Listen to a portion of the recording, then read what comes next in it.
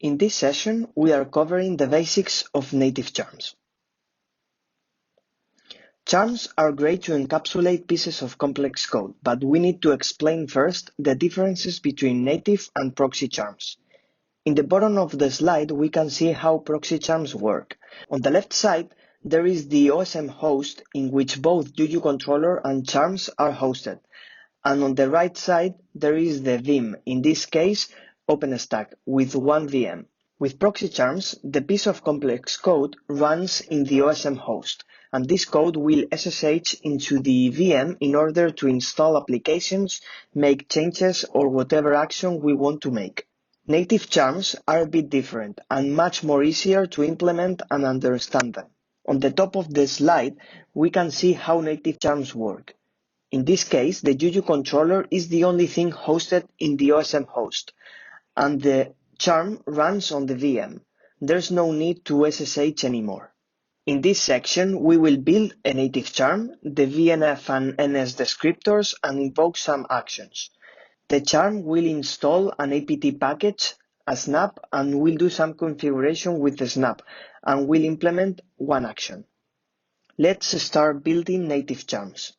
The first step is to prepare the environment and create a charm. First, we need to create and export the charm build directory, then install the charm snap, and finally create a charm called native charm.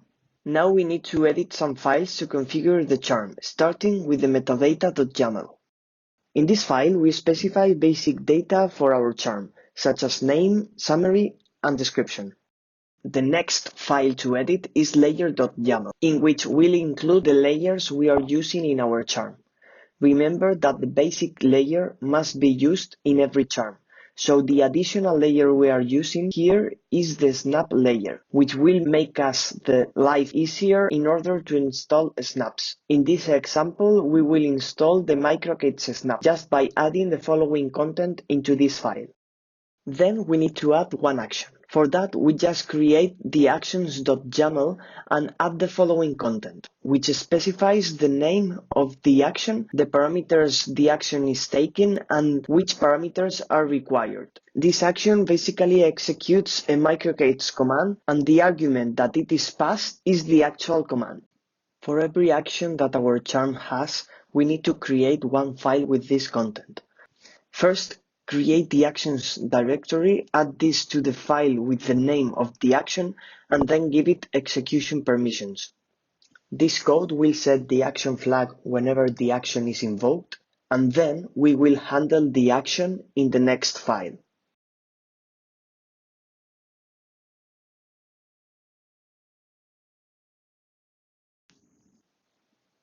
And the last file we need to edit is the Python file inside the reactive folder. On the top of the file, we have all the imports we need, including the apt install function to easily install apt packages. Then we'll define a function to configure microkits, which is executed when the snap installed microkits flag is set. This flag will be set by the snap layer when it finishes downloading and installing microkits. After configuring microkits, we'll set the native charm configure flag. The next function is to install the native charm. This function is called when the native charm is configured but not installed. This function will install the hello apt package, set the installed flag, and set the status to active. The last part is to implement the action. This function can only be executed when the native charm is installed and the action microkits command flag is set. The function will get the command parameter and call the microkits command using subprocess. It will set the output of the action if it goes well, and if there's an exception, it will give us some logs. Finally, we clear the microkits command flag so we can ensure it's only executed once.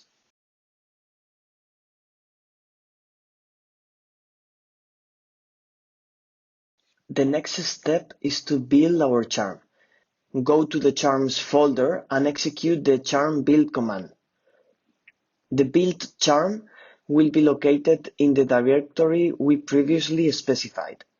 Now it's time to build the network service and VNF descriptors. We won't build them from scratch. Instead, we will download and explain the key parts of them.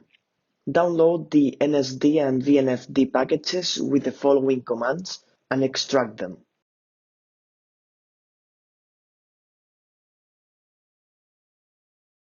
Inside the VNFD, there is a VDU configuration section. In it, it is specified the charm name, and in this case we set the proxy variable to false, since this is not a proxy charm.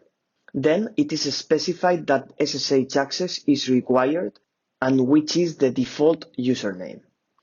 After that, the initial config primitive encapsulates the day one primitives, which means that this list of actions will be executed just after the VDUs are up and running. Then, the config primitive section includes the list of day two available primitives. We only configure the support for one action in our charm, and we will use that action for both day one and day two. Now we will remove the charm that it is in the VNF descriptor we previously download and replace it with the one we built. Right afterwards, compress it with these commands.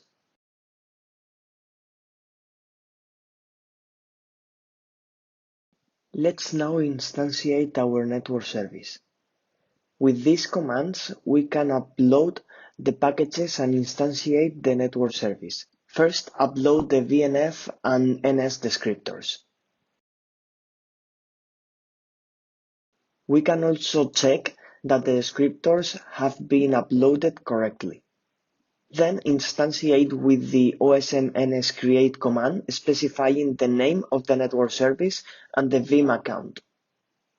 The OSM nslist command will give us the status of the network service. As we can see, it is now being deployed at the Vim. In the case of the native charms, the UU model with the name of the network service ID is created once the VM is deployed in the OpenStack. The watch UU switch command with the network service ID will tell us when is the model available. Then we will follow the status of the charm executing watch -c UU status --color and wait until it's in the ready status. Now that the native charm is ready, the day one action, which was a microcade status command, should be finished. Let's check the status and the output of the action with the following commands. As we can see, the action is completed and the output of the command is a list of the enabled plugins in microcades. Let's finish the tutorial executing day two actions. For that, execute OSM nsaction command with the VNF name, VDUID, action name as parameters, and then specifying the name of the network service in which we want to execute the action. This action will do the same as in day one. Then execute another action enabling, for example, the DNS plugin in microcades. If we want to check the output, we can confirm that the actions have been correctly executed.